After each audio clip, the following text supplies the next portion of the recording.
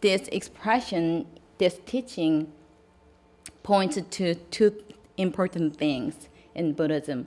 One is everything in this universe is good enough as it is. And another one is it's everything, and then the true nature is ever-changing. So it can't be fixed. So we need to understand, and then that's the core teachings of Buddhism. But, in reality, we experience the opposite. So we don't feel that way. So sometimes we feel like we are stuck by a lot of obstacles. And sometimes we often, talk ourselves like we are not good enough. So that's something we are stuck by. So we need to learn how to let go the thoughts and feelings. So today I'll walk you through 3 essential points in Buddhism. So one is where we should let our problem go. And second is why we have to let go. And third, how we can let go. So I'm going to talk about 3 things. First, these are 5 common behaviors of people who struggle to let go of. So I've observed these patterns through interactions with various people over decades. And then, so please take a moment to reflect on your own practice. Yeah, if you can have these behaviors or not. About past. So first, dwelling on old memories. And second, blaming others or themselves. Or number 3, avoiding new experiences. Number 4, holding grudges. And number 5, regretting missed opportunity. So while I was preparing this presentation, I thought about myself, and then I found one thing I'm not good at. So that's avoiding new experiences. Yeah, that's something I struggled with a lot in America because it's my first time living in U.S. and I encountered a lot of difficulties. So I realized I had a fear about failure and like language barrier or other things. So still, that's something I need to practice and to let go. Yes. And then about future. Constant worrying, chasing unrealistic and unattainable goals, overplanning, procrastination, and restlessness and impatience. Yes. I have one more thing here. So my weakness is overplanning. So sometimes I overplan. And then with that, I get frustrated with my plan. So I'm the one who planned it, and then I'm the one who suffers from my plan. So I hope you don't find yourselves relating to more 5 behaviors listed here. Okay. So, when I teach people ask me about this a lot. Where should I let go to? Then people, when I explain this, I can see their face, and their face is getting confused. So I want to make this clear with this conversation. This is a very common conversation with me and my fellow. So normally people say, I understand that I need to let go. But where do I let my feelings go? And is there a specific place for letting go for them? And normally I answer this. Where do your feelings come from? I just ask their feelings, thoughts. And then people always say like this. I think they come from my mind. It's a very simple conversation. It means The man, the follower, he already knows where the feeling came from. The problem is he can't let go of it, and he is not clear with where he should his problem go. That's the problem. So for decades, I found out, people are really confused with this concept, where. So they are kind of stuck by the word where, because we have our physical eyes, and we want to see the exact place that I let go to. That's our problem. So I want to explain this. According to Buddha's teachings, all things, I'm not sure this is translation because I did it, so yeah. All things are worked by the fundamental mind. So people understand the feelings come from not their normal mind, but their fundamental mind. This is the point. So we just understand, okay, I have mind and I have feelings, and it comes from my mind. But they are confused with their normal mind and then the fundamental mind. So in my temple, we call this fundamental mind as a true nature. We also call it 주인공. Yeah, but that's the same meaning of true nature. So first, we need to understand about the true nature. What does true nature do for us? What is true nature? True nature is a life that allows us to speak, tell, live. So this is the source of how we can move and talk and speak. So this is the source. This is the root of all beings in the universe. So we already know it's within us, but we don't trust it.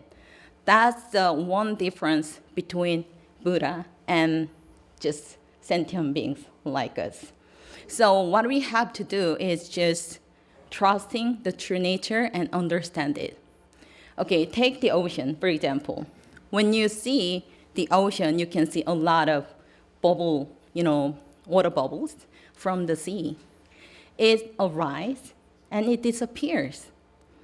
The point is, when it arises, the bubbles arise from the ocean. We think, okay, there is the bubbles. But it just, at the moment, it just disappears. It returns to the ocean. It's already gone. But still, we think it's still there. So Buddha told us that delusions and illusions we need to let go. But we are just get caught up in the idea the bubble is still there, even though it's already gone. So that's the function of the true nature. So we can compare the true nature to the ocean. Whatever comes from the ocean, that's just bubble, and it just returns to the ocean. But there is something funny here. Interestingly, we notice when we get angry, right? Yeah, we notice that, okay, I'm getting angry or I'm getting sad. But ironically, we don't notice when it is released. You know why? Because that's too fast to catch. It appears at the moment, it disappears. But we don't just notice. We don't notice the moment it disappears. That's why we keep thinking, it's still there.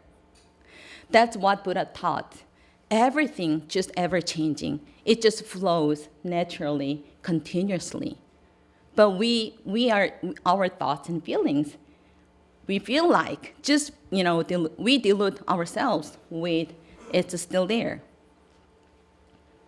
We are gonna watch another video about Buddha's teachings, and I'll keep talking.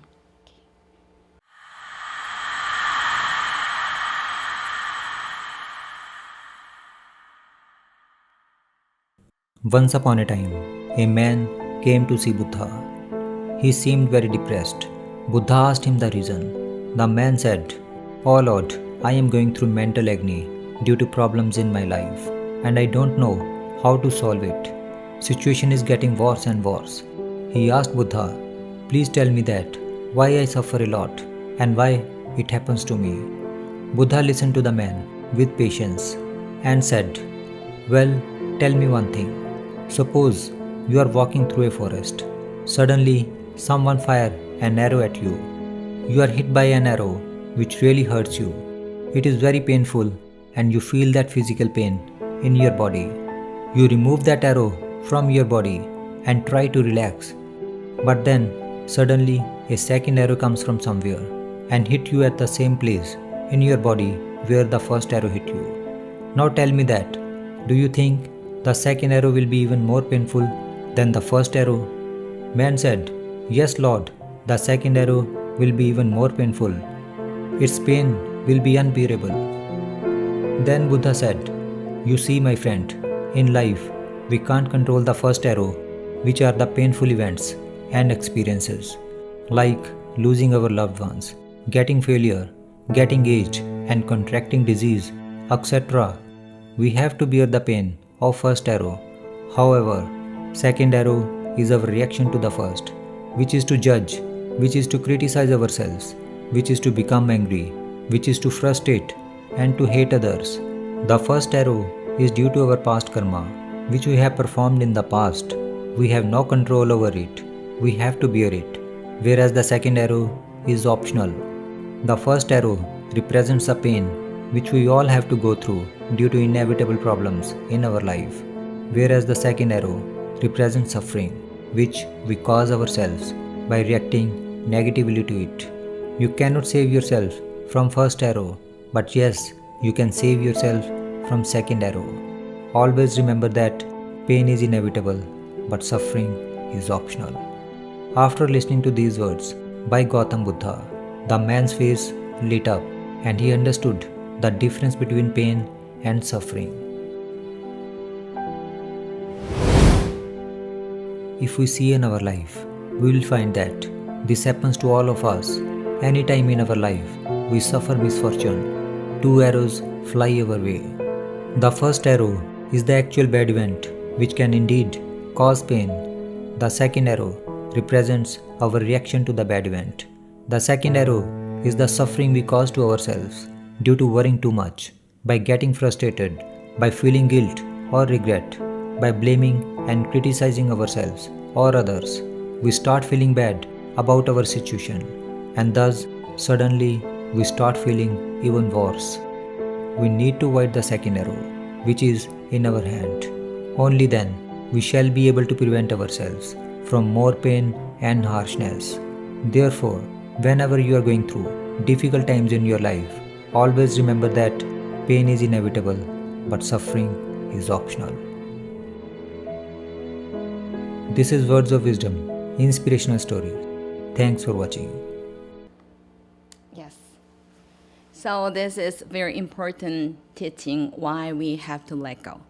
So if we don't let go of something, it means we want to get second arrow, third arrow, first arrow.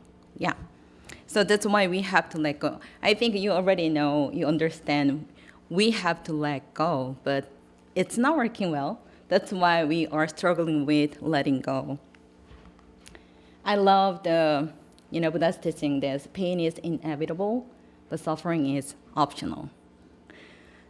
When I saw this video, I felt like, oh, I always choose the suffering.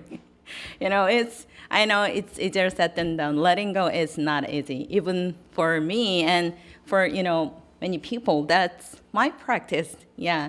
So yeah, pain is inevitable, but suffering is optional. So please don't choose the option. Yes. So I want to ask you these two questions. Do you want to let go and feel free versus do you want to just hold on to and feel, suffer? That's the next one. So it's up to you.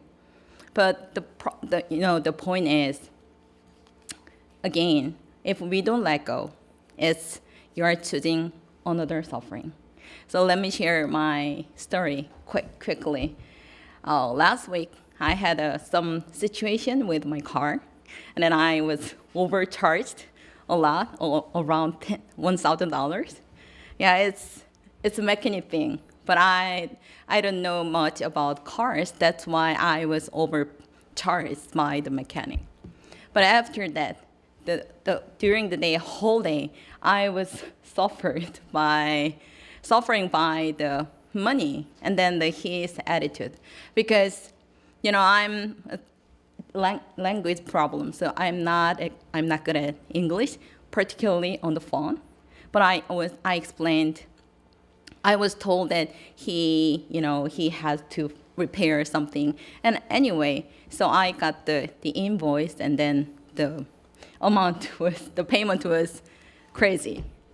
So during the day, I was really upset, and then I kept thinking, oh my gosh, I met a really bad person. That's why I had to pay a lot of money. And then I just, got to the Dharma hall, and I meditate. I started meditating to let go of my feelings, because it was really painful as the head monk, to manage the temple. Spending too much money is painful. And at the moment, I thought about just myself, not his attitude, behaviors. I thought about myself. First, everything was my fault, because first, he explained everything in English, but I didn't hear well. Yeah, it was fun talking. And second one is, I didn't have enough information about cars. That's why he explained everything. And I said yes about the repairment.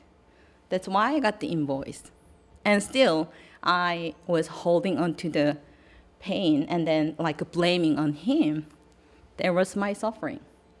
So at the moment I noticed what I've done to him, I just let go of the feeling, and then I felt free. Yes, so this is our reality. I think you guys all meet these kind of unfair situations, uncomfortable situations. But the point is, if you hold on to the feelings, you are the only one who feels suffer. And yeah, that's it. Then how can you let go? Letting go is all about trusting your true nature. I love Venerable he said, mind is the master. Right. Your mind, your true nature, is the master over your body. So first, have faith in your true nature. Stay mindful that everything you do, feel, and think originates from your true nature. And your true nature will take care of everything. So please accept, again, I told you, everything, the suffering and feeling and thought from your mind, they are released. But still, we hold on to the thoughts and feelings. It means we need to accept the truth, the fact that it's already gone. That's the only thing we have to do in letting go. But at the same time, we trust the Buddha nature will take care of everything. And second, unconditionally entrust everything to your true nature. Why I'm talking about this is, people only want to let go of their bad feelings. But when you let go of your feelings and thoughts, you should let go both of bad and good. Because that's the way you can, go to the middle path.